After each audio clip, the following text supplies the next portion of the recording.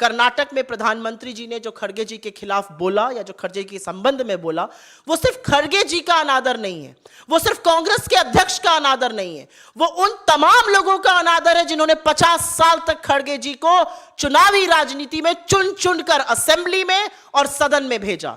वो उन तमामों delegates, 9000 delegates का अनादर है जो चुनकर आए और उन्होंने खड़गे जी को अध्यक्ष के तौर पर चुना। लेकिन मैं प्रधानमंत्री जी से एक बात कहती हूं कि आपसे एक शोषित, वंचित, दलित समाज के प्रेसिडेंट क्यों नहीं बर्दाश्त हो रहे हैं? कभी आपके व्यक्ति को उनके स्कार्फ पर चिढ़ हो जाती है? क्यों? एक स्कार्फ आप ही पहन सकते हैं, महंगा स्कार्फ, महंगे कपड़े, महंगी घड़ी, महंगे पेन, महंगे शौक आप ही के हो सकते हैं।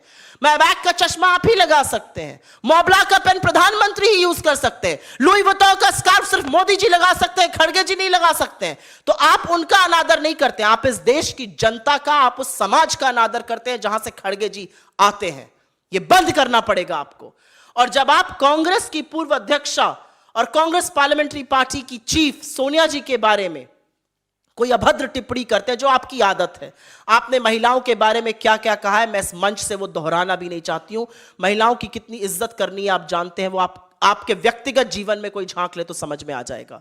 लेकिन जब आप सोनिया जी का अनादर करते हैं तो आप ये भूल जाते हैं कि उनकी नासाज तबीयत के बावजूद, उनको बोला गया कि धूप और धूल से बसे, उसके बावजूद अपने समर्पण की वजह से वो वहां पर गई।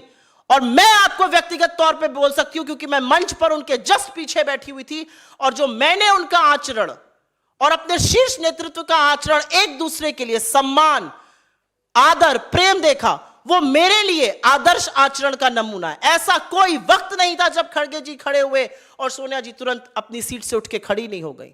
और एक महिला होने के नाते शायद उनको ये करने की जरूरत भी नहीं थी, लेकिन उन्होंने ऐसा किया। या खड़गे जी ने, जिन्होंने प्रोमिनेंटली उनको आगे करके चले, इसमें क्या गलत बात है?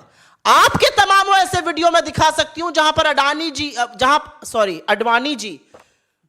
जी तो आपसे जी हजूरी कराते हैं, अडवाणी जी आपकी जी हजूरी करते हैं, वो हाथ जोड़कर खड़े हैं, आप उनके डायरेक्शन में देखते नहीं और चले जाते हैं।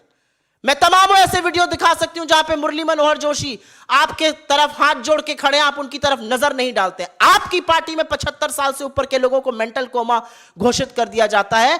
आप जो काली करतूतें करते हैं उसके बारे में बात करिए। कर्नाटक गए थे, कर्नाटक में 40% भ्रष्टाचार की बात करिए, कमीशन की बात करिए, पेपर लीक की बात करिए, कर्नाटक में किस तरह से हिंसा और नफरत फैलाई जा रही है उसके बारे में बात करिए।